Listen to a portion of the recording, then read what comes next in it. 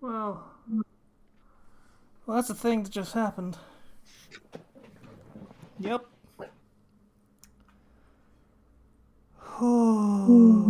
Okay, so it's really good for your energy for going into recording a podcast. It's losing an entire recording for Anime Reflex. Yep. So anyone who wanted to hear our reactions to Let's Go to the Jungle, sorry, but not really sorry that we just somehow lost everything about it. Jungle to Eco. Let's not go to the jungle. Yeah. There was a weird caricature of an African shaman dude who did a very gyratey dance while he had a tusk of some sort on his crotch. There was a whale that swam through a city after a child god summoned it because he was hungry, flooding an entire Japanese city. And then the city was no longer flooded in the next scene. Yeah. It was fine. It was okay. 3 out of 10 because really shitty subject matter and also these child characters for sexy times and it was. And with that, we are not going to be talking about it anymore. So welcome to the podcast. Yeah. So I'm Casey. Hi, and with me we have Zero. Hi. And I'm the patient one.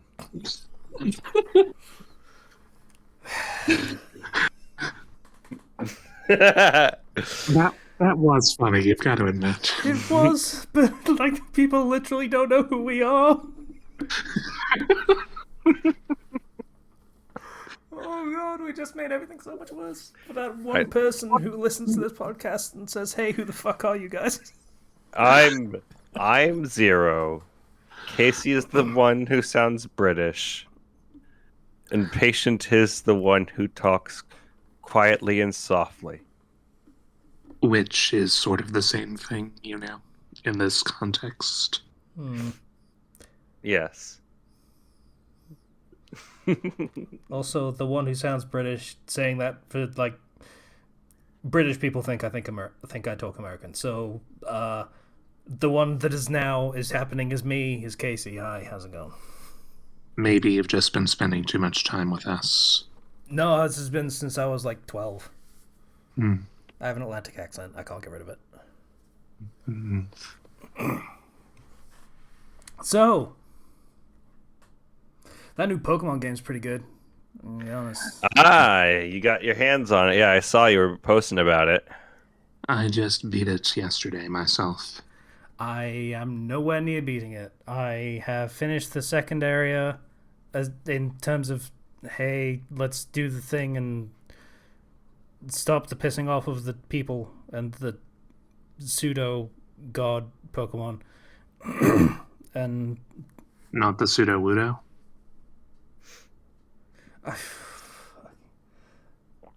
I did that fucking Sudowoodo side quest. I felt so bad. Because, literally, the entire time you can go, that's not a good...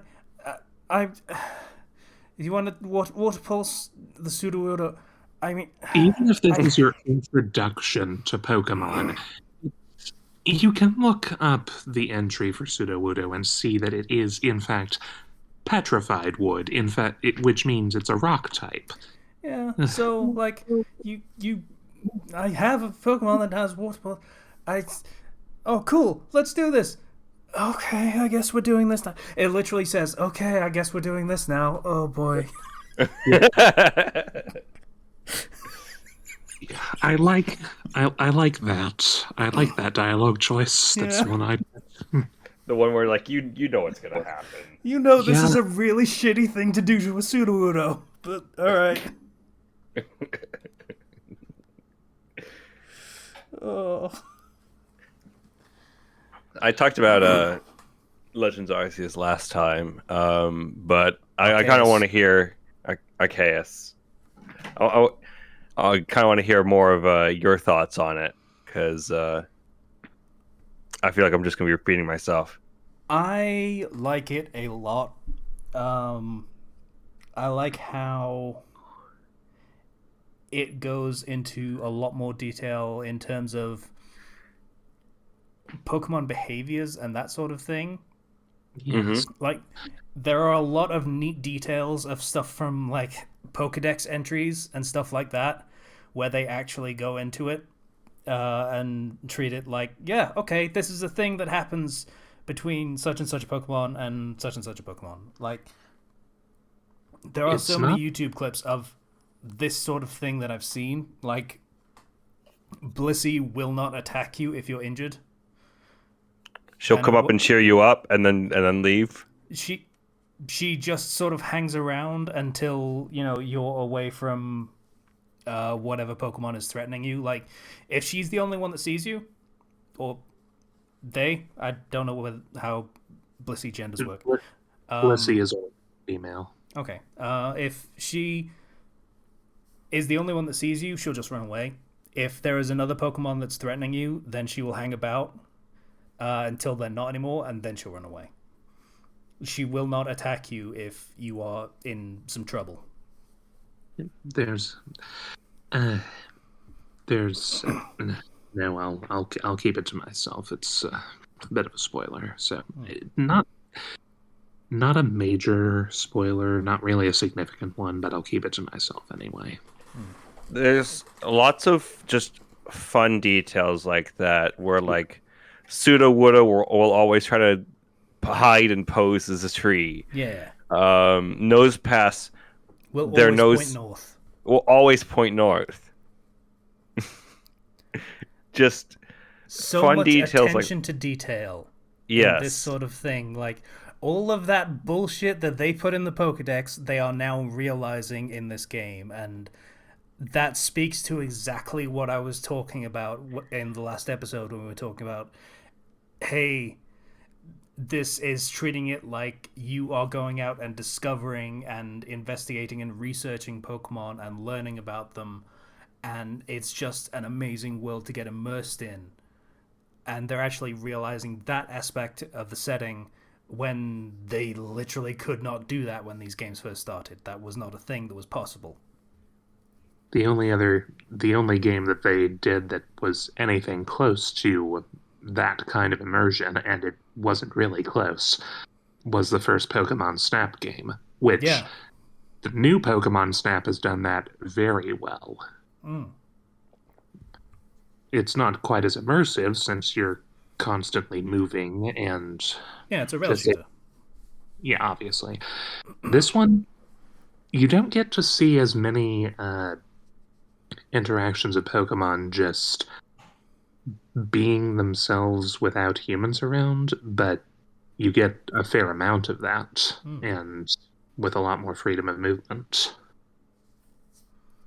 Yeah. Plus, I love how certain observations that you have to make for the Pokedex, it encourages you to look a lot more into certain aspects of certain Pokemon that you might not otherwise try using. I've developed an appreciation for several Pokemon that I hadn't previously given much thought to as a result of this game.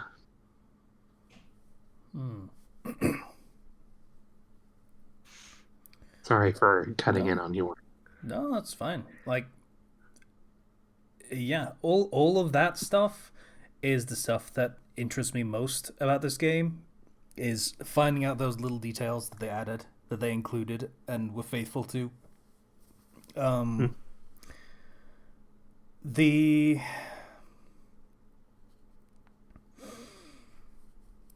not as keen on the actual plot stuff, I guess.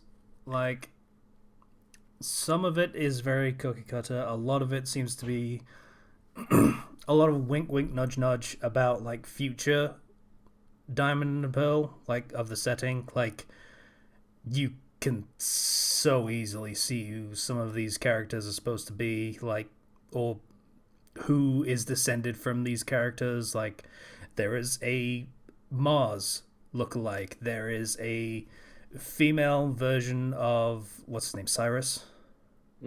Yeah. Like, Yeah. they are very overt with that kind of thing. Akari instead of Hikari and stuff like that. Yeah. It's on one hand, it's a bit much. On the other hand, it makes the story a little unpredictable to me. Like, I don't know whether they're going to stay faithful to. Yeah, they're just going to make the characters that were villain characters and stuff, and probably not, because that seems way too obvious. But then again, this is a Pokemon game. I will say, without giving any spoilers, there is a point where the story does some new things that are really good. But it is, for a little bit, it is pretty cookie cutter ish. You know, in the same way that, like, when you play a Pokemon game, you go and you do your gyms and plot stuff is happening, outside of the gyms. I will say one weird note. That's like at the end of the second area, after you've done that and you go back to town. It's not really a spoiler so much. It's just a weird thing that I found really strange and offbeat, I guess.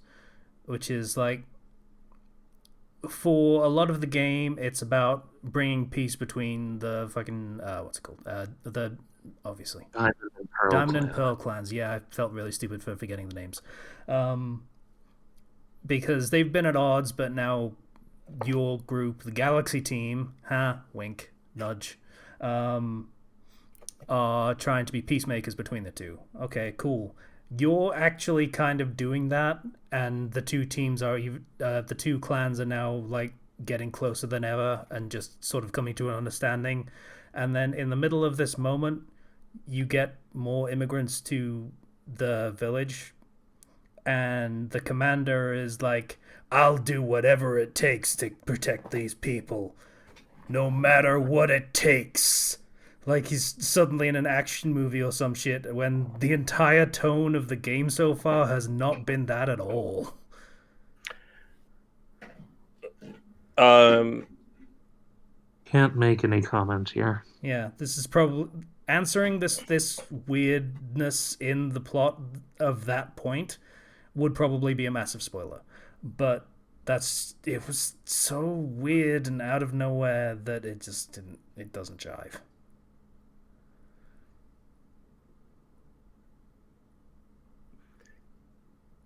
There's a reason why he says that. That's all I'm going to say. Yeah. I assume so. I'm just saying it doesn't fit with the rest of the game. It is kind of. Point. I mean, the rest of the game up to that point is telling you, hey, Pokemon are dangerous, right? And everybody is dealing with their own fear or distrust of Pokemon for various reasons. And you are doing quests around the town to help a lot of those people grow closer. But you're not doing the quest for everybody in the town. You're doing a quest for the commander to help him grow closer, for example. And I mean, you are the only person who's coming from a time where humans coexist with Pokemon and know a lot about them, as opposed to people who, for the most part, still see them as strange, unknown, and very powerful monsters that are difficult to tame. Pokeball was only recently invented. Yeah, the Pokeball.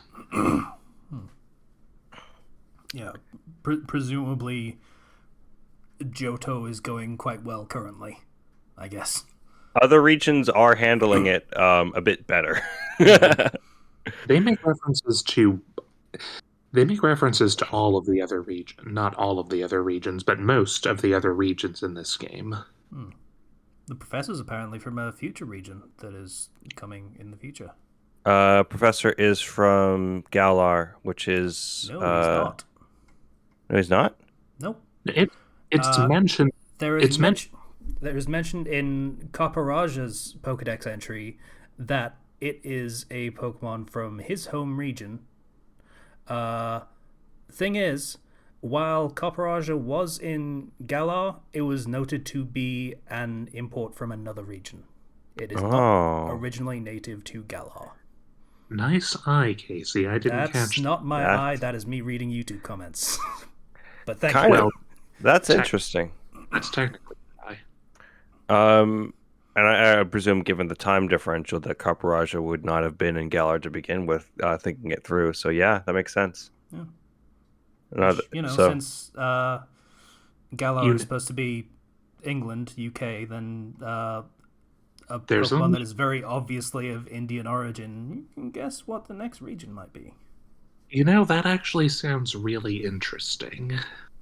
An Indian Pokemon region? That does sound really cool. Yeah. Yeah. I'd be down for that.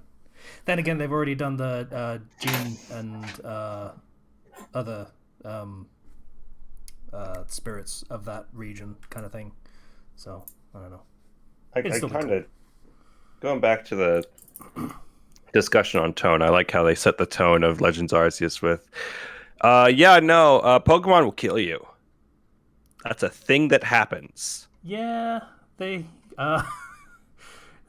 literally have you through a discretionary cut of like, this is happening in another room, but there's a bunch of people that are very, very injured who like, holy shit, we almost died. Thank God for the security team core. And oh boy, that could have been so bad. Oh.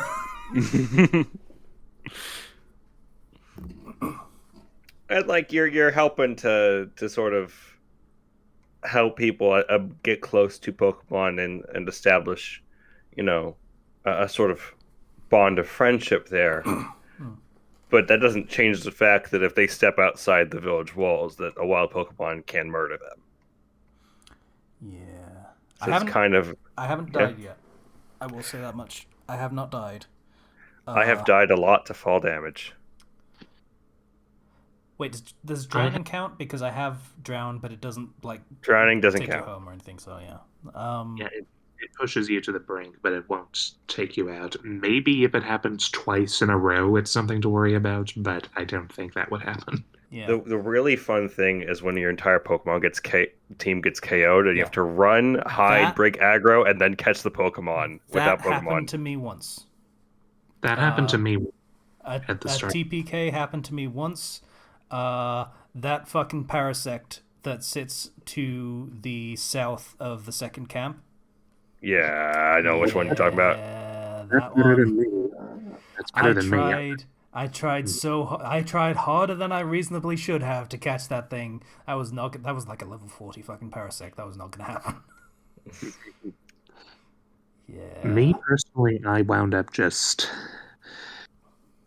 up dealing with that against the Rapidash of all things. I was taking my team against a vastly overleveled creature. I caught that thing. Yeah, I did too, but much later.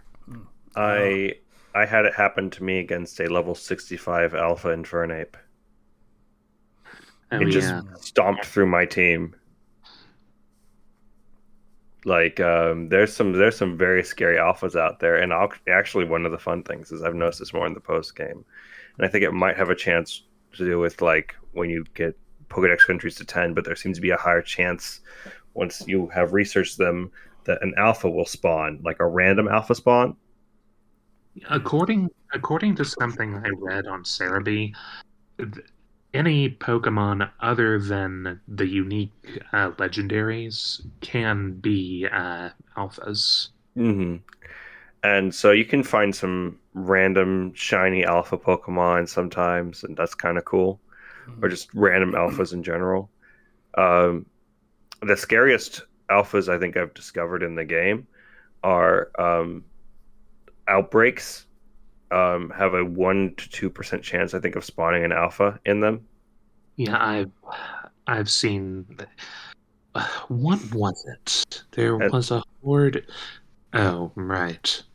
It was a bunch of Hippowdon. and I've seen them go up into the upper 80s in terms of level for those particular high level outbreaks. Mm-hmm. I have seen exactly one outbreak in my game so far. It was an outbreak of Bidoofs. Yes. In fairness, I caught like 20 of them, but still. I recommend going for outbreaks. I think you told me, Zero, that you have a higher chance of finding a shiny Pokemon there, and Yeah. I can support that because I caught a green Teddy Ursa in one of the Oh outbreaks. man, I still want one of those. Because um, the full evolution, the Ursaluna, looks way better shiny. Auburn and Silver, yes. I've been I did a lot of shiny hunting in this game, and I have the shiny charm now, so it's been pretty fast. Aside from the Ponyta, I found three so far. I found a green Teddy Ursa in the outbreak. Randomly, I found a green Machoke on the mountainside. Yeah, looking like the Hulk. And then, of course, because how could it not happen, I found the meme. Shiny Bidoof? Uh-huh. Hmm. I got a shiny Bidoof too. It's a slightly different color brown. It's a slightly different color brown. Yeah, I would have passed it by if I hadn't seen the If it didn't telltale. sparkle. Yeah.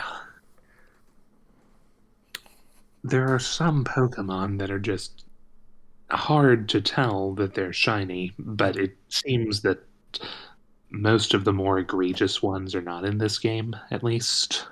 There's some awful ones. There's some bad shinies, but it's okay.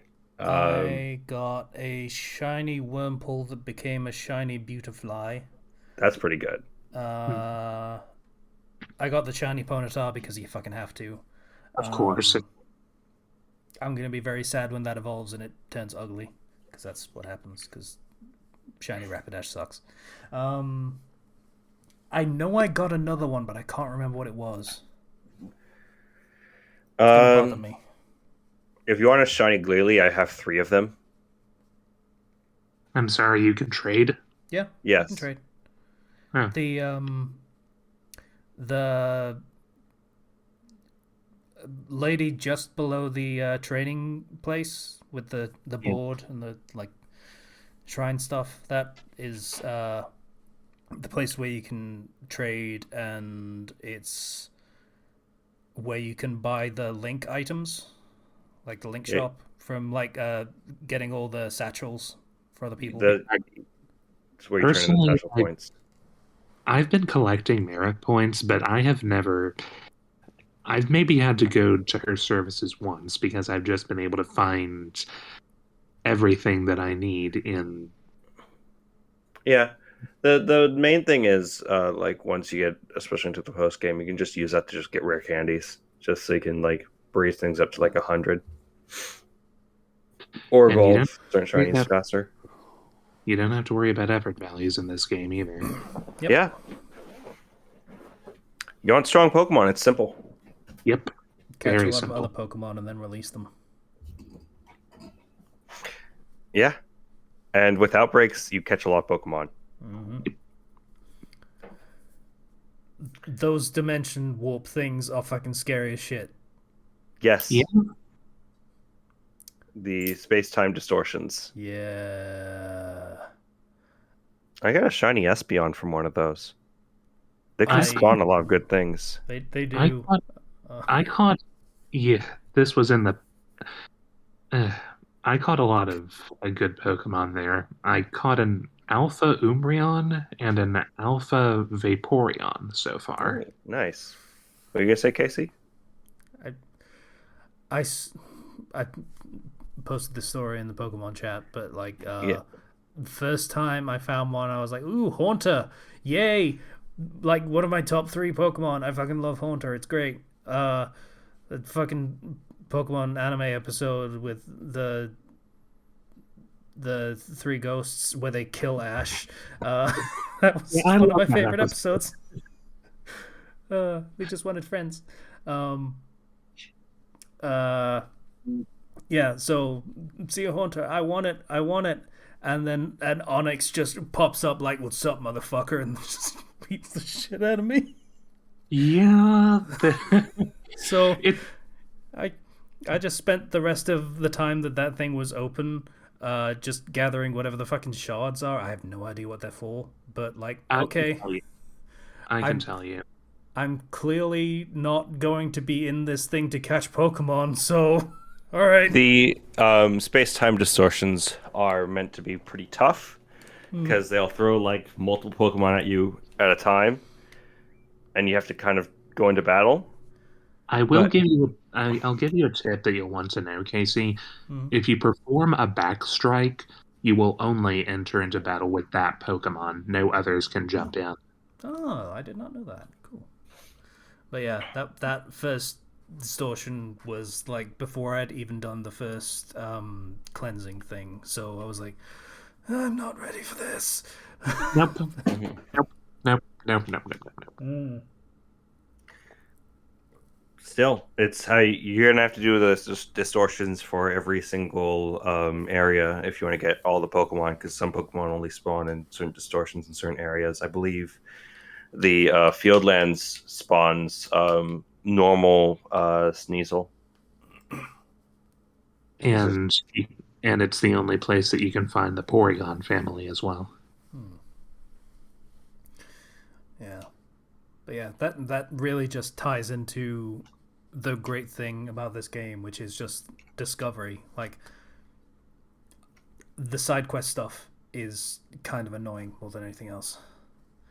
It encourages you to mainline very specific things, go out and do very specific things with varying levels of difficulty. And I feel like that kind of goes against the spirit of the game, which is go out and find things, do things, whatever. Like, it's up to you, do it. And those side quests push you a little too hard into doing certain things for not really much reward, to be perfectly honest. Like, they don't really give you anything.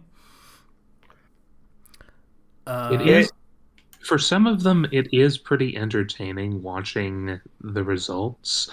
Yeah. And it does sometimes push you into finding Pokemon that you might not have otherwise gone out of your way to find, I suppose. Yeah, like, I'll be honest, they put their best foot forward with Beauregard's fucking quest. With catch me a Wurmple. They turn into Beautifly, right? And then it immediately turns into a Casco. Like, and then you do another one for him where he figures out, oh shit, well, okay, that's cool too. I'm sorry, Cascoon. I've been such a shit. I'm sorry. Yeah, that was. I saw that one coming from the very beginning. Oh yeah. Just As soon as he says this turns into this, right? And you're like, oh. Some of them will some of them are really simple, and it's just like, oh, I need these materials, and like I picked these up while I was running around, that's fine. Others are like, go seek out this Pokemon, max their entry, and you're like, some of those are fine. Like there's one for Roselia, and okay, cool, you can just do that, go to a certain place, catch a couple, you're fine, you've done it. Then there's the one for Cherim. Cherim is that one is a pain. Yes. You get that quest first thing in the game, and bad enough that it was bugged in the first place. They fixed it since, but and then it's just a pain in the ass to even find one anyway. Do you want a Cherim? I can give you one. No, I would rather get it myself. Thank you, though. I've been having better luck finding Cherim in the 4th area of the game, for the record, Casey. Maybe. Yeah, I didn't complete the Cherim quest until significantly later into the game. And it gives you same thing with. It gives you effectively nothing. But it did help me towards my dex completion, which I do need to actually do in order to. You need to do that in order to actually find Arceus. Yeah. Arceus. I will also say, back on the note of quests, ones that require you to catch a specific Pokemon to show someone, and often when you have to give up the Pokemon in the process, it is obscenely fun to just go out of your way to catch an alpha for their request. Like, there's one guy who was wanting to see a Parasect, for example. Oh, I gave him an alpha Parasect, and now that alpha Parasect is just constantly spending time in his house. First thing you see when you walk in. There's some people who like to flex by going out of their way to catch shinies specifically for the side quests. that is an option that I had not considered in the slightest, and I'm gonna be honest. It's making me consider going back, starting over, so I can do exactly that for all of them. The shiny or the alpha? I was gonna say both, but that would be really stupid. No, just the alpha would be fine. But like An entire town of oversized Pokemon. no, not quite. An entire town of oversized Pokemon, except for those 3 Bidoof that you get working for the construction corps. Just 3 tiny Bidoof and then monsters all around. Yeah. Oh, here's something. Zero, I'm not sure you realize this. You know the farm? Yes? You know the 3 specific requirements that they give you for the Pokemon that you give there? Yes. The fact that you can satisfy that with certain legendaries. The fact that you can satisfy that with the 3 starters from Sinnoh. Oh, yeah, no, you can. I satisfied it with alphas. And one of them was an alpha starter from Sinnoh. I had like an alpha Torterra. Yeah. Me, Alpha Torterra, Alpha Infernape, and Alpha Empoleon. Alpha Rhyperior, Alpha Gyarados, Alpha Torterra. Speaking of Gyarados, you found that one, right? The one that's flying? Yeah. I also found that one. What a majestic 4-frame being. Yeah.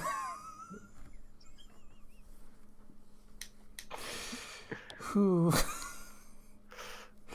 I'm gonna be perfectly honest. I don't care if it's 4 frames a second. I saw that thing and I shit myself a little bit. I was just like, the 4-frame makes it majestic. Hmm. But yeah, no, just seeing a Gyarados flying in the sky and you're like, oh no, they fly now. They've always flown. They are flying type. But you never actually get to experience the terror. By air or by sea, they control the world. Did you see that in the Pokedex there's a requirement for catching X number that you find in the air? Yeah, any Pokemon that can be found flying in the overworld has a specific requirement that you can do, which is catch this many that are flying mid-flight. It's never more than 5. Yeah. But I like how they tailor the various entries to kind of emphasize, I guess, the good points, you know? Yep. The good points and the bad points. Like, a lot of them have, hey, kill it with this thing that will kill it really hard. Do you understand how you can kill it now? Good. Some of the new evolution requirements are kind of annoying in this game, I will say. I mean, some of them have changed. Some of them are so minor tweaks that you might not even notice them. For example, you have to use a Razor Claw on Sneasel specifically during the daytime now, which easy enough. Like, you literally just hit change the time button. Specifically talking about it's the like, do this move agile style 20 times, do this move strong style 20 times, and I'm like, yeah. I mean, it's not exactly unintuitive, especially seeing as how the Pokedex tells you to do that specific thing. So it's something you could figure out, and it's something that I did figure out with the strong style one, which I won't spoil because that's a new Pokemon that I would love for Casey to experience firsthand. Hmm. Yeah. How about the trade Pokemon? Because I have seen an Abra. It fucking That, ran that away, one but is that one is really easy, actually. Yeah, there's a new item called a linking cable that lets you evolve any trade-only Pokemon. oh, thank fuck. Okay. Yep. Just Yep, as simple as that. you can get it from the Merit Point shop, or you can also get it from Space Time Distortions as a random drop. Sweet. Okay. That's much. I didn't get the Abra, but I do have a Haunter now. Like, So, yeah, super super easy.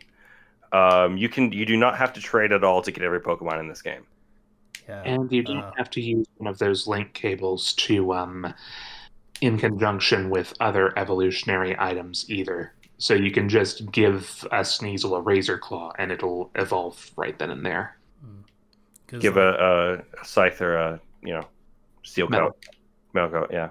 or the other thing that I already actually have, so I could have a Cleavor if I really wanted to. Yeah. I don't because I prefer Scissor, but I have Cleavor, and like I have a shiny one even. I don't really like Cleavor that much. yeah. It's interesting evolution, but it's Scyther was cool because it's like quick and zippy and flurry of blades kind of thing, and Scissor is a little bit the same thing, but a little. Cleaver is just distinctly a rugged Pokemon. Yeah, it's big and beastly, and it's got huge, gigantic things that it just one big Axes. swing instead of like flurry of blades, like I said. So Yeah. it feels like it kind of goes against the spirit of Scyther a little bit. But I mean, it's an alternate evolution, so I guess that's kind of fine. Like, sure, go in a different direction with it because it's literally a different direction. Sure, Yeah. why not? Nothing. That's just some people like it, some people won't. Pokemon Day is coming up in about a week, so people are expecting that they will announce DLC for Arceus. Honestly, I would be fine if they didn't give Arceus any more DLC. It's a solid game as it is. You've already, with what they've got, you've already fulfilled the requirement of seek out all Pokemon. So, I mean, yeah, but I wouldn't mind like a DLC with an additional story or something like travel There's into another region and deal with another region's problems and such things like that. having completed I the just sequel. having completed the game. I can pretty much say they leave it with some things that are left open, so I could see DLC. There's some open ended threads. Yeah, well, we'll see what happens. Honestly, I would take an announcement for a Platinum remake over DLC for No. Arceus. Not gonna happen. No? Not gonna happen. Well, I'll stay optimistic. I mean, feel free, but did they do a Crystal remake? Did they do a Emerald remake? Did they do? I know, but Platinum is the last and best of the third games that they ever made. True, but they also did their best to incorporate as many things from Platinum into New Diamond and Pearl, Brilliant Diamond and Shining Pearl, and made those as complete as they could reasonably be, while still doing the paired thing that they tend to do because fucking.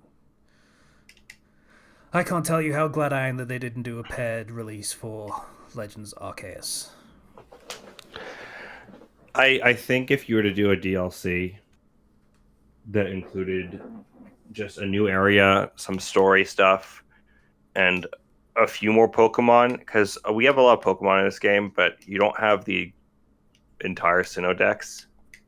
You have a lot of Pokemon from other regions, but you don't have all of the Sinnoh Pokemon. like that would be nice. I mean, I'm looking over the Sinnoh decks now. I can only think of one Pokemon that wasn't part of the. I'm looking at the Sinnoh decks now, and no, there is not a single Pokemon native to Sinnoh that was not in this game. That is not true. We do not have. Well, I mean, in terms of native, I guess, but like. Yeah, I know that they don't have some like. Uh, no, it's just too spoiler heavy for me to allude to it. I'll leave it. We'll just leave it there. Well, I can just say we don't have Milotic or Phoebus. Yeah, that's the one that I was thinking of. Um, there's plenty of other Pokemon that they could fit in here. But yeah, I think that I would very much like to play more of this game with DLC because it's just good. It is a good game, absolutely. Sword But and Shield got a ton of DLC.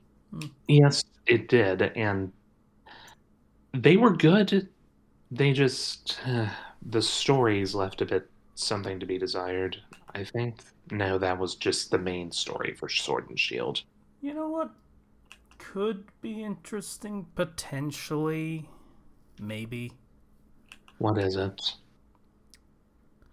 You know how Sun and Moon was eventually about establishing that region's Pokemon League? Yeah. I mean, I don't think they have enough trainers going around right now that that would be a consideration for them. I could see them putting together tentative plans for something like that as a future establishment, but right now they're still trying to survive from day to day. Yeah, by the end of the game, I don't think there's more than 20 actual trainers in the entire region.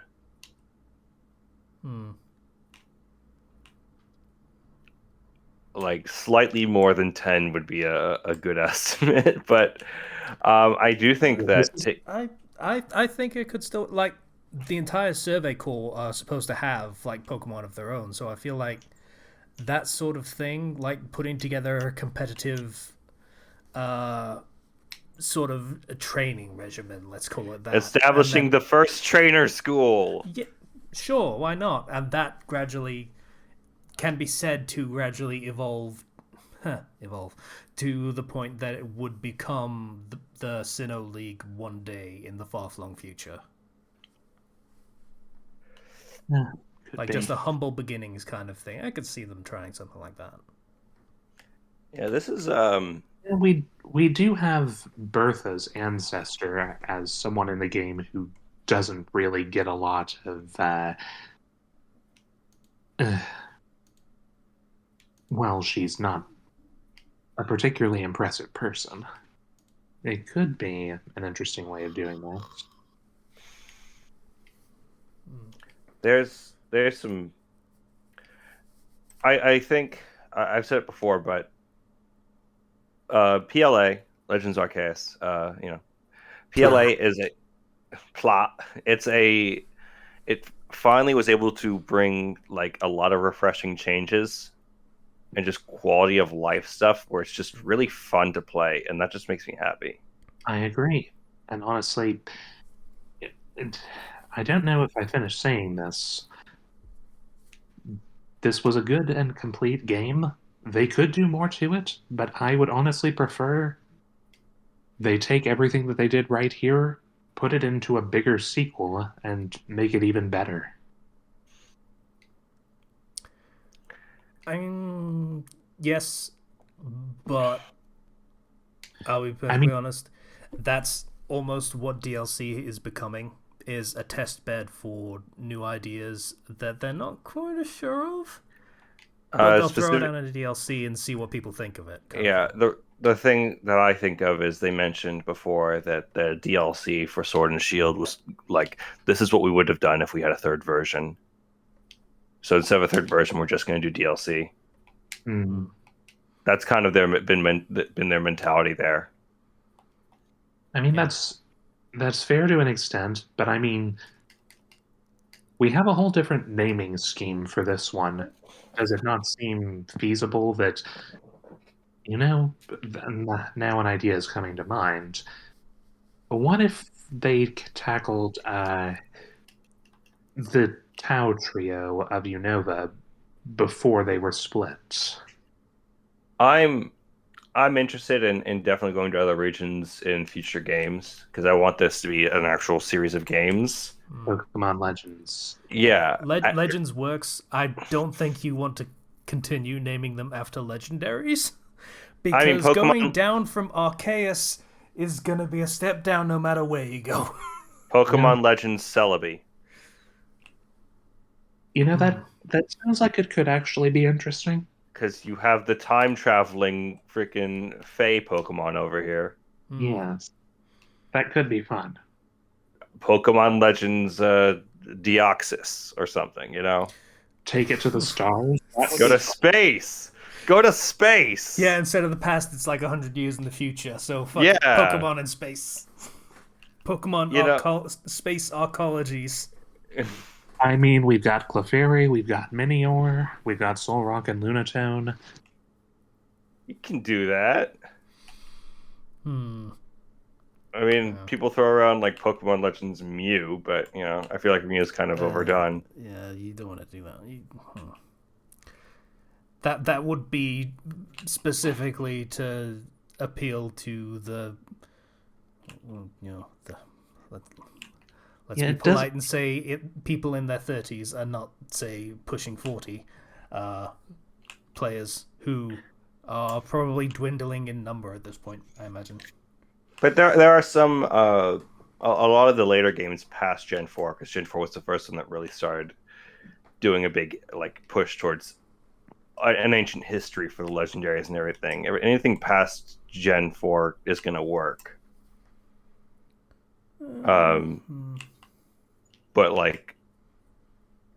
Celebi works as well. I'd like to be able to have games where I can get the Pokemon that you won't freaking allow me to get in your mainline games because event only.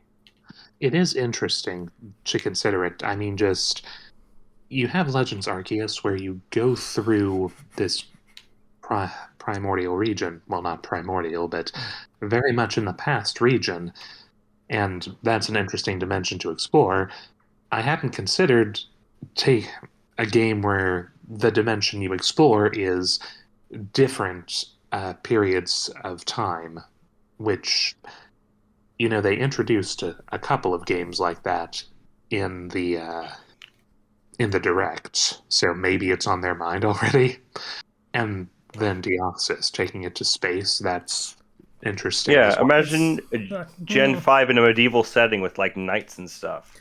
That would, heck, I would take a Gen 8 version of that.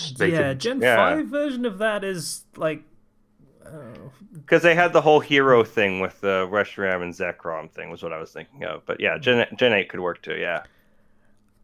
I'd be interested. I'm just thinking Pokemon Legends Lugia.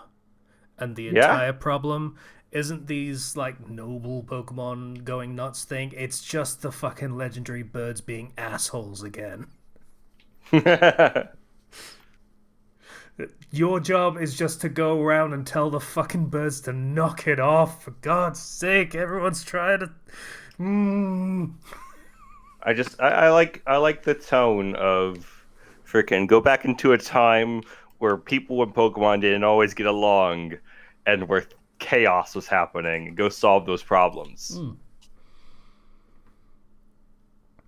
Yeah. Arceus has been a big hit with people. It's done huge numbers. They're gonna want to keep doing this. Yeah. But I'm glad your reaction was positive, Casey. Yeah. It was nice. I was very much stuck between, okay, do I actually want to take a game off my list, or am I going to play the new hotness? Because Pokemon Snap was right there. It was right there, and it would have been fairly quick by comparison. No.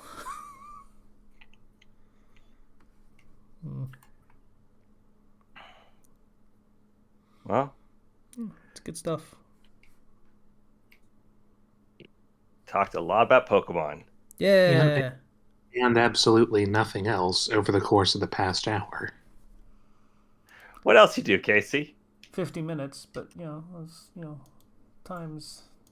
Well, I feel like I don't get to correct anyone after completely losing a recording. So, what else did I do? That's a very good question. Oh yeah, I got super fucking depressed on Monday. That was cool. Yeah. Ooh. Not for any reason or anything. Just like weird chemical shit in my brain. That happens sometimes, yeah. Yeah, it's not great. It's really not great, especially when you got deadlines and you're like, why the fuck am I even doing this? What is wrong with me? This is a shitty job to be doing, even though I love my job and I am perfectly happy and everything about it. But no, brain says you're sad, so you're sad. Fuck. Yeah, it's not great. I don't appreciate it.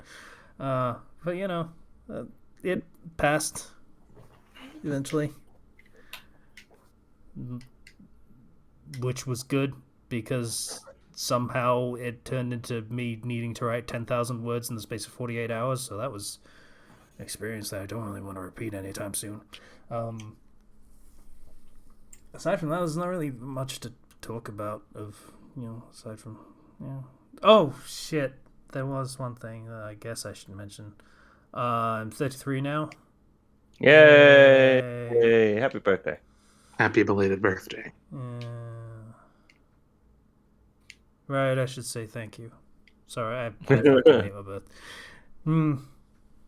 Yeah, birthday's not great. It's whatever.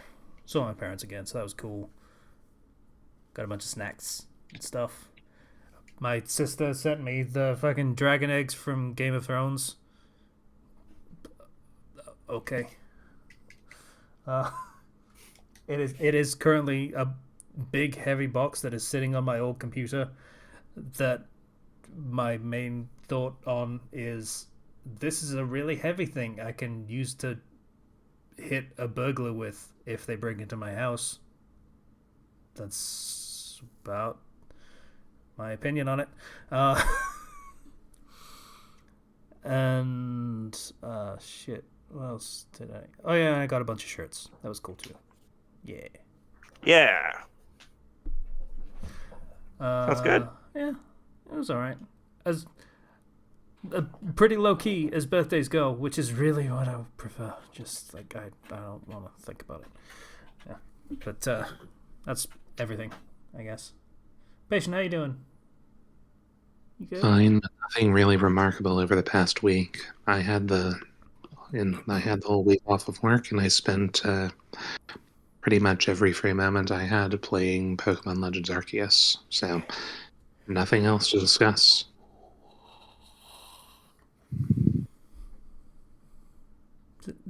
Zero, how you doing? Oh, I did get to talk about it because we didn't do one, but we there was a Nintendo Direct. Oh yeah, Yeah. So people saw mouthful mode and So Kirby has unlocked an ability to stretch himself around various objects of varying shapes and sizes. Yeah, he did. And control and manipulate those objects. Yep. I'm concerned about how rusty that car is that you are putting in your mouth, Kirby. He ate 3 whole ass foxes. I think he's fine. That thing can digest concrete. He's cool. The only reason that the car didn't just phase out of existence into antimatter like everything else that disappears into Kirby's literal black hole of a stomach is that it was too big for him to eat at once. Not really. I'm I think he just found, hey, this bottom bit could still be useful. I'm just going to leave this out for a little bit. Maybe if I'm done with it, I guess I could just but for now, why not?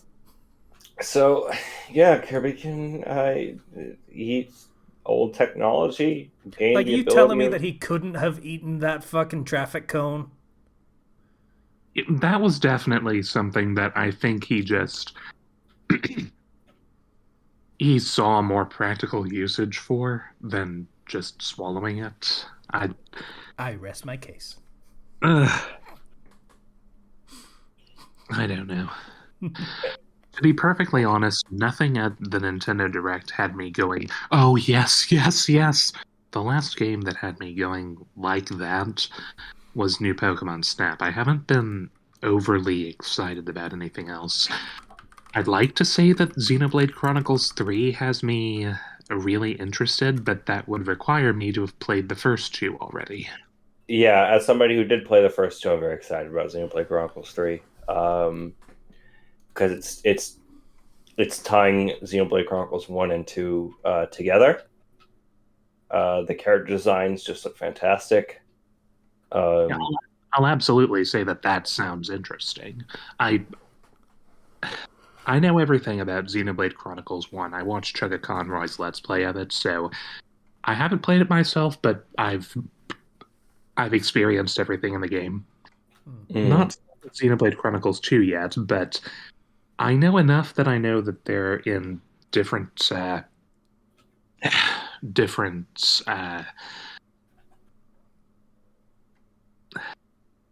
well, I'm not sure if it's different worlds, but basically that. If memory serves, the setting is two giant robots, basically, and the first game is on one and the second game is on another, right? That is incorrect. Dang. The first game is on the two giant robots, and you go from one robot to the other, and there are various places on each of the robots that you go to. Nuts. I thought I did. Xenoblade Chronicles 2 takes place in what is ostensibly an alternate dimension. So it's really things happen that make sense as to why those two settings may cross, but because of the experiences of the characters and people of those two different dimensions, they have different beliefs, vastly different beliefs regarding certain things that are causing them to come into conflict. Is what it appears to be. So it's basically Xenoblade 1 versus Xenoblade 2. I'm gonna be honest, I preferred my interpretation. I'm just like, as soon as you start talking about different dimensions, my eyes fucking glaze over because fuck off. But alright, fine.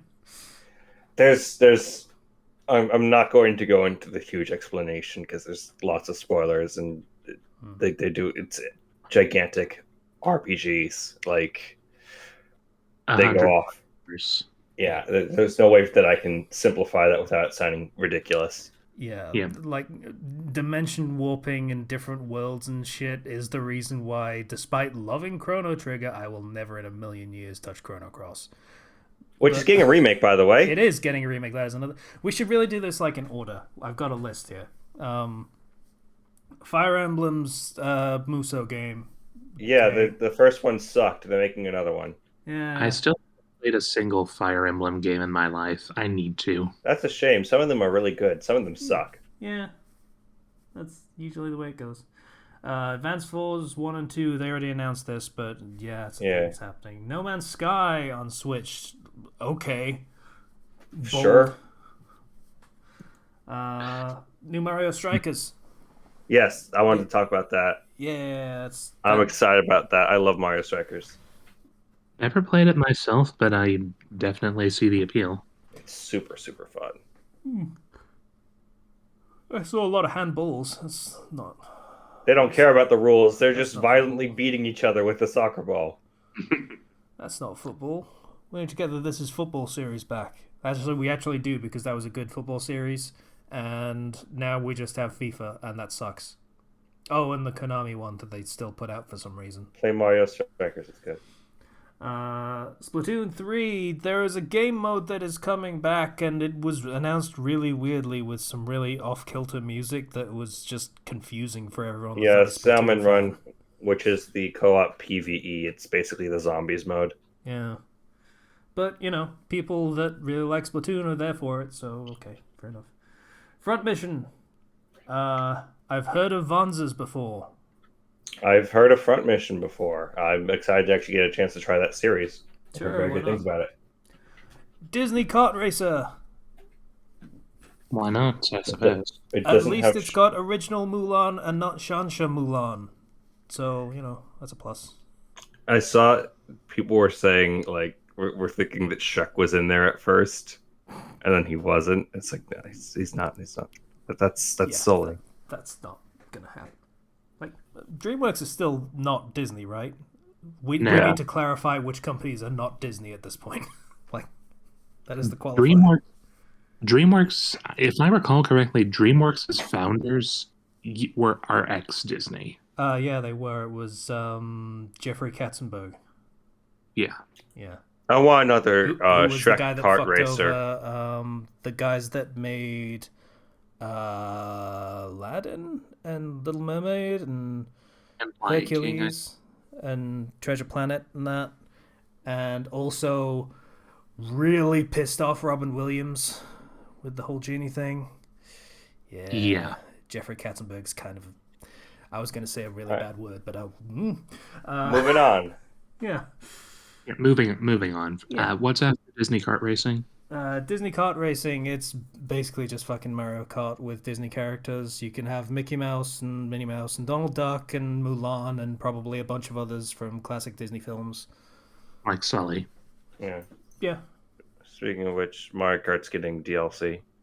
We're 40 doing the list. We're doing the list. Screw the list. Fuck you. The Force Unleashed is getting ported. It's the Wii version, so it's shit.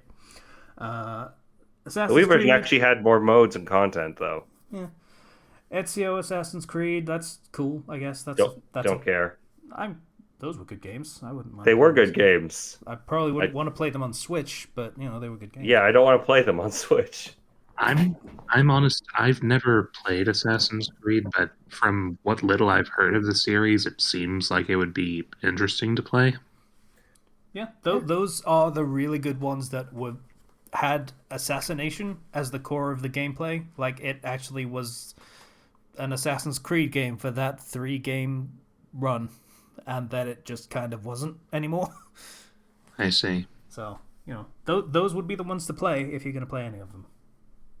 I'll keep it in mind. Gundam Battle Alliance. Sure. Gundams. I've never been into the giant fighting robots that don't transform to be blank. I'm not into the chibi-ized version of giant fighting robots, because that's what it is. Yeah. I'm pretty sure Code Geass is the only one that I've ever actually cared about, and mostly because it wasn't entirely about the giant robots. Yeah. Yeah, so... Yep. Kirby, we've talked about. Yep. It looks cool, though. I'm going to say it does. Like, we didn't actually talk about that, we just talked about Kirby eating shit, but... Yeah. It does. The game, but... Yeah, I'm probably going to buy that one. Yeah. I'm playing it day one. I have never played a Kirby game to completion. I played one of the Game Boy ones for like a few hours. That was fun enough, but the losing powers after like getting the super cool one really did. I'll admit the only Kirby game that I've ever played to completion is Kirby 64, The Crystal Shards, which it was a lot of fun, but it's also not the best example of what to expect if you're playing a Kirby game. I've played several Kirby games. Kirby is fun. Yeah.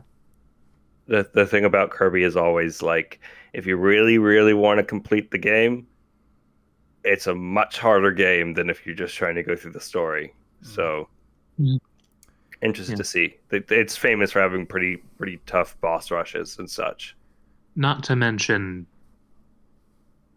very disturbing bosses when the rest of the game is so cute and cuddly. Even the enemy. Cute and cuddly, like when you go to the frozen over planet of Shiverstar and Crystal Shards, and it's Earth that's been abandoned because of the eldritch evil that lurks overhead. Speaking of eldritch evil, MLB The Show coming to Nintendo Switch and introduced by a Japanese baseball player for some reason, even though he's not in MLB. Yeah, I don't know. Next. That's it. Kingdom Hearts. It's getting cloud release. Cool, I guess. I've already got all of the games for PlayStation, and honestly, I prefer playing it with the trophy system. Yeah, I have my fingers crossed for the real PC release coming next month.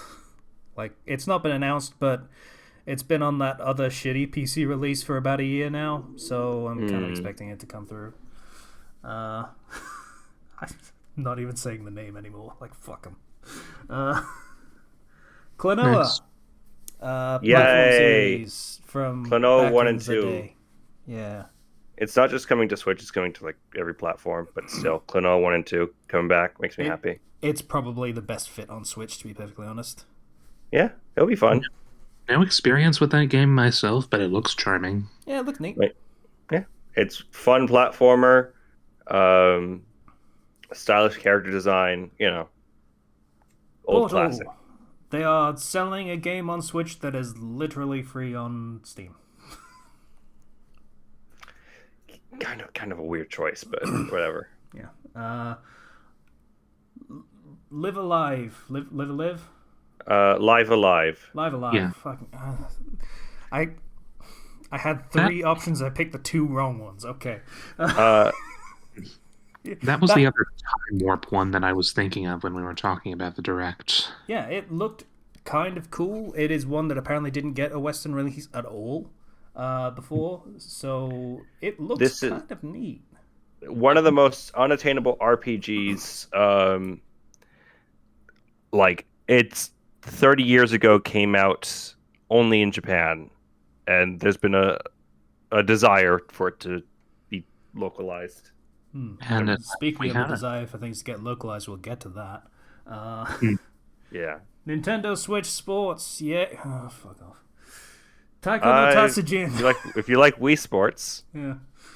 The drumming thing is back. Yay. It's got Megalovania in it.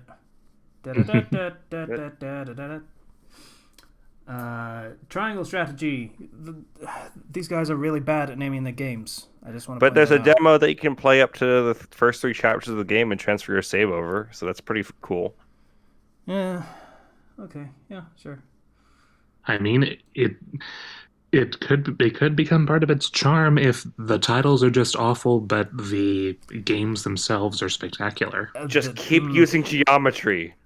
Yeah, we'll get there eventually. I mean, I remember Zero's review of Octopath, and that was basically, it's got some neat ideas, but not really. My review of Octopath was basically, you have all these different stories, but these characters never talk to each other. Or interact with each other. Hopefully we'll see them doing it right with the second time. Yeah, it's a story-based one where choices are supposed to matter. So yeah, they're being a lot more ambitious with like player expression of how they're going to do things and progress the story. So you're not going to run into the extreme amount of random battles like Octopath had. So yeah, I mean, it's a strategy game. So yeah, Cuphead DLC, sure, why not? They've been talking about that for years. Yeah. Yeah. There's a Cuphead TV show. Did you know that? Well, not TV, it's Netflix. Wow, I can't believe. I'll probably watch it. Don't. I'm not going to. Like, Netflix has gotten a pretty not great reputation when it comes to animated comedies, This looks like it fits into that mold. If I wanna, well, if I wanna watch an old cartoon, I'll go watch Popeye. With all due respect, I'm not going to judge a book by its cover. Thank you. fair enough. Just I saying, don't. I watched a trailer, and you want to put your best foot forward in a trailer, and there weren't any jokes in it. But sure, if you want to watch it, and you have my blessing, and I would love to hear that it's a great show when you come back to us with it. To be perfectly honest. If I can give a glowing review for it, I will. But bear in mind that I'm easily pleased. Yeah, when I'm saying something is shit, I love to be proven wrong. That is where it is. Yeah. Metroid Dread gets an update that adds like one-hit kill mode. They added And dread mode, and then recruit mode. So one's one hit kill, the other is Fruit. just keep surviving. You're good. Okay, you can do it, son. Here's your training wheels. Masochist mode and journalist mode. They're adding in a few months. They're adding a boss rush mode, so it'll be fun. Earthbound and Mother 1, but they won't call it that because it's known as Earthbound in this region. Earthbound. Never played the game, but I've heard nothing but good things about it. Yeah, Earthbound's great. I played several hours of Earthbound. It was fine. It didn't really hold my attention a lot. A very specific. There's a very specific demographic I think that is gonna like Earthbound. I feel like Mother 3 has significantly more appeal. It'd be great if they could, just bring that over here. I mean, put it this way: they're releasing Earthbound and Mother 1 over here. Get more people's attention, then release Mother 2, 3. They've released Earthbound and Mother 1 multiple times already. They won't do 3. Why? Because there is content in there that is not acceptable to a Western audience. Do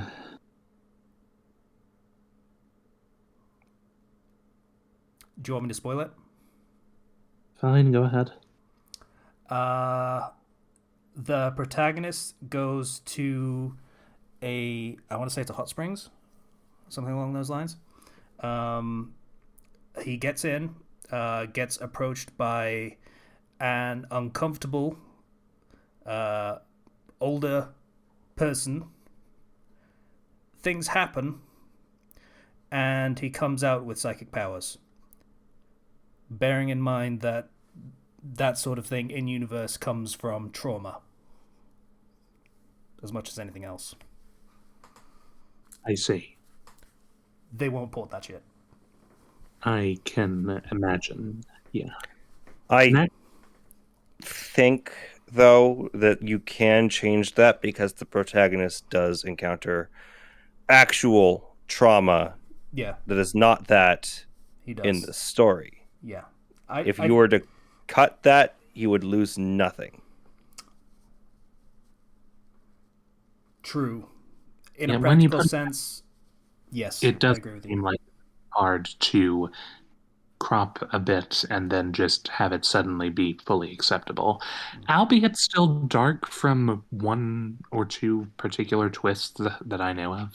Yeah. But it is not a happy game by any measure.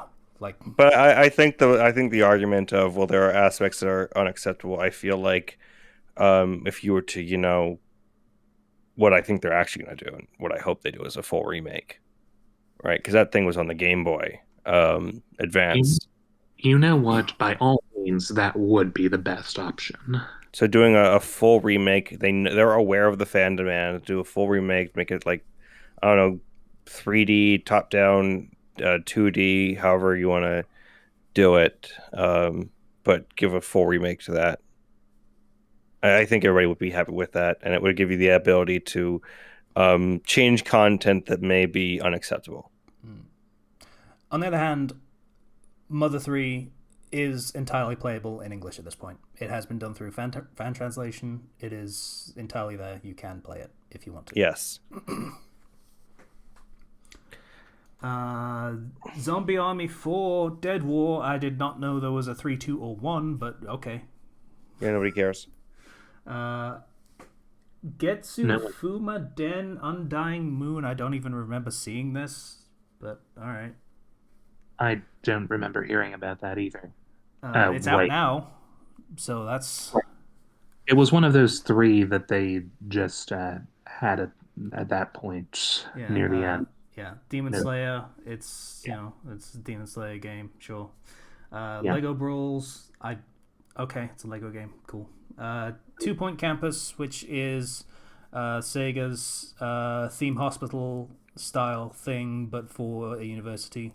So goofy, scholastic activities like fucking. You can have a clown college course and things like that. It's just piss takes of a university, running a university kind of thing. Nothing. Sorry? Nothing wrong with that, I said. Yeah, I mean, I bought 2 Point Hospital. Like, I like that kind of game. I'm not good at it, but I like it.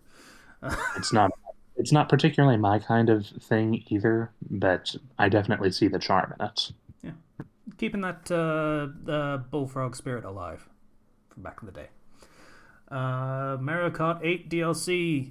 They are basically adding a whole ass game worth of tracks on top of the original. Doubling it. Yep.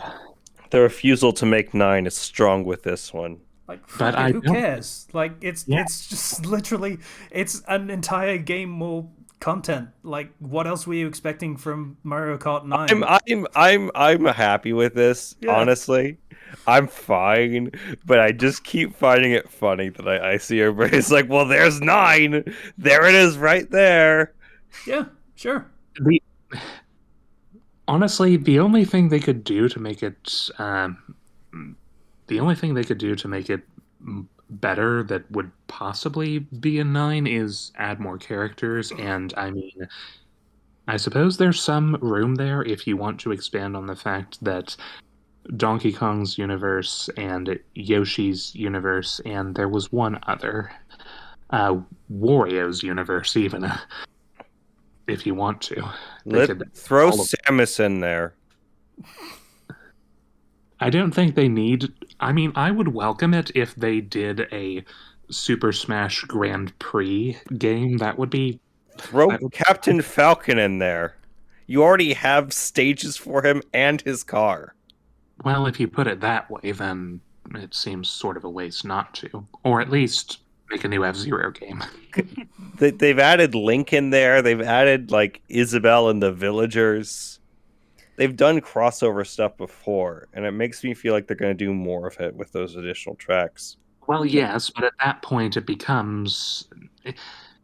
It becomes less of a Mario game at that point. If they add too many characters that aren't Mario-based, might as well make a super crossover racing game, and again, I would be perfectly on board with that. So instead of Super Smash Brothers, Super Smash Grand Prix, like I said. Super Smash Kart. Rash Brothers. Everybody wants Smash Kart. Super Road Rash Brothers. And you can have the Road Rash characters in there. Oh, that's a series no one remembers but me. That's why no one's commenting on that. Road Rash. Yeah. The name's familiar. I don't think I ever played it. Motorbikes in, like, the really old school style, like from Genesis era. Ooh, that's old, yeah. Yeah, and it was like a combat racing game, so you had like weapons. You could smash your opposing racers off of their bikes with bats and chains and shit. It was cool. That's fun. Yeah, it was really cool. I had a lot of fun playing that fucking game on Genesis. Yeah, I mean that doesn't sound like a terrible idea. Like, Smash Brothers is effectively done for a long time. Like, yeah, it's not going to... If they release anything in the near future, Ultimate is... It seems like a perfect apex. It's very, very hard to make a lateral move from here, let alone a step up. Yeah. Sakurai put everything. He put 150% into this one, and we love him for it. Yeah, so pivoting hard to an entirely different genre? Yeah, sure. Yeah. I can see that. I feel like it might be stepping on other people's toes a little bit. Like, Sonic also has a racing game, guys. That is a thing that exists. It's fine, Sonic. You don't need to come to our racing game. You can go over there. There is the Crash racing game that they remade recently. Well, a few years ago, but still recently. There's Everybody's the got Disney a one that is just now being announced of them trying to get into the game. Also consider the fact that they're all trying to rip off Mario Kart to begin with. Yeah. Nobody cares. Yeah, I feel like that'd be a harder sell to get them to put their characters in this fledgling series rather than the one that established itself 25 years ago, I want to say. Yeah. Not about that. Yeah. I mean, it doesn't have to have any third-party stuff. Just throw in all the... If you literally throw in all the just Nintendo-only Smash characters, you throw in the Pokemon, you throw in, like, some Fire Emblem characters. You know, when you mention that, God Pokemon... damn it, it's another sword car!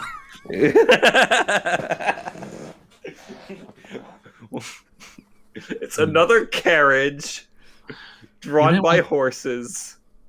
Pokemon running on the track themselves, for example, like in the Sonic game, do you think that would put them at a disadvantage compared to the carts? I don't know. Do they have a high speed stat? We're talking Pikachu here doing the quick attack. Pikachu with quick attack, or Lucario with extreme speed, or... Gonna point out, the Sonic racing games, they're still in, like, vehicles. Like, the only one that they weren't was Sonic R, and no one takes Sonic R seriously. Oh. Oh, well, never mind then. I mean, a Pokemon as a mount for it, and, like, with a rider trainer would be... Yeah, we've seen precedents for that in canon, or in the anime, at least. Oh, just fucking put a ride-on on it. Basically, kind of bunning up the direct a bit. They announced a lot of new things, as well as a few updates on some old things. But they got a pretty packed year. If the promised projects for this year are not delayed any further. I mean, I'm going to be perfectly honest with you, Zero. You say a lot of new things. I hope you mean things that they haven't announced before and not actually new things, because there is a lot of ports and a lot of remakes on this list. A lot of things they haven't announced before. Yeah. Which, that's fine. 90% of the things they haven't announced before are, in fact, all of the ports and remakes. I got a new Mario Strikers. I got a new Xenoblade. There's a Switch Sports, which has new games and is kind of its own sort of weird new game. They really want people to like the volleyball. I liked Wii Sports. I'll probably play this one. It's fun. Go bowling. Do some sword fighting. But I was really hoping to just get the title of the Breath of the Wild 2. No, fuck you. But no, screw me, I guess. I don't even know what the title of the game is. So what was after Mario Kart 8? That was the Xenoblade. Yeah, Xenoblade. It's basically the one we already talked about that. Yeah. That's all of it. Yeah. Aside from all that, I guess my week was just, working on stuff. I had a huge essay I had to do, and I got done. Playing some Pokemon, Yeah. I have like 110 hours in that game. So to sum things up, this podcast was spent for about 5 minutes worth of discussion of how our weeks were, and 2 hours worth of discussion about video games. Look at the name of the podcast. You have an absurd understanding. It's an hour and 20. Like, come on. Fandom Flux. I did have a weird thing today where I was at the grocery store, and That is weird. somebody calls my name, and I turn over and I see this guy who's kind of heavy set, has glasses, baseball cap, and backpack on, with like a small child in their cart, and their wife is like putting things in the cart, and they're like, "Hey," and I'm like, "Hey, person who knows me by my name." And they're like, "Oh, you see so and so," and I'm like, "Yeah, I haven't heard from them recently." And I kind of walked away after a brief conversation. I was like, "Who was that person? Oh, wait, I haven't seen them since high school." Yeah. Oh, that was a long time ago. That was almost 10 years ago. They've changed a lot. They were unrecognizable. And it was super awkward because I didn't remember their name until after I was leaving the store. Hey, Zero, they definitely realized you didn't know their name. Yeah, it was a little bit awkward because I saw them again as we were leaving, but I was just like... You want to try getting in contact with him, apologizing? Were you friends before? We were kind of friends. I was more friends with his brother. But An acquaintance. I called his brother afterwards. It was just like, "Hey, yeah, I saw your brother at the store." I didn't mention that I didn't recognize him because he went from being a thin guy with kind of like long hair, young, to being bigger, having glasses, shorter hair, and having a wife and child. So, completely different person, it looks like. Yeah. I had to search those facial features real hard and like open up the catalog in my brain. But that just kind of stinks. Mm-hmm. I'm not sure I could pick anyone from high school out of a lineup. I probably could, but that's only people that I knew in my choir class, where there was a bit more focus on recognizing certain people. It's I tell a lie, I might be able to recognize 3. I am really bad with names in general, by the way. Hmm. So somebody will say call me by my name and be like, "Hey, you, what's up?" I'm sure I know your name somewhere. Oh, I'm pretty sure I have had that exact interaction of, "Hey, real name of person speaking right now." And I'm like, he's like, "Hey, how's it going? It's been a long time." And I'm like, "Mm-hmm." Turn around and walk away. Oh, fuck. it's the most awkward thing, right? You're You're not is, expecting but it. at the It same catches time, you by surprise, and you just like, like, it is, but at the same time, I don't fucking care because I hated everyone at high school. Every single person was a piece of shit. Every single... Tell a lie. I will rephrase. Every single dude I knew in high school was a piece of shit. The girls were better and nicer and didn't treat me like garbage every second of every day. So yeah, those would be more awkward if I were to run into them again. Dudes, I don't care. I don't want to know you anymore. Like, I am happier for you not being in my life for the past 17 years. Had to do the maths in my head. Okay. So I'd never want to see you again. This has already been too much. This 5-second interaction. I'm good. I'm done for the rest of my life. Go away, please. I've had that type of situation happen where like the kids who kind of treated me awfully in like 5th grade or whatever, I meet them later when I'm like in high school and I have my own like squadron of friends, and they reach out and they start like, hey, I'm like, hey, and then I just walk away. I'm like, I do not want to deal with you. But it's hard when they're like, hey, and it's somebody you remember, you have good memories with, but you just don't remember their name. And you're like, I gotta go. Bye. Yeah, I'm gonna be honest. I genuinely hope I never do see any of those girls from high school again. Partially because, holy crap, I was embarrassing back then. But also because if I did actually forget their name and didn't recognize them, I would fall into a shame spiral from which I might never emerge. Like, yeah, so wow, people that actually treated me genuinely nicely, and yeah, you know what? That shame spiral is a good way to describe what I went through. Yeah. Yeah. So round and down.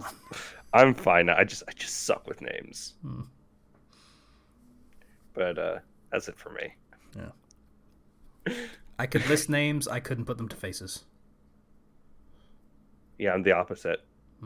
Like, I know that face. I know that face. I know that face. What are the names? I don't know. You expect me to remember all that? Actually, you know what? I am perfectly fine. You know why? I'm blind as shit. I have a built-in excuse for why I don't recognize you, motherfucker. It's all good.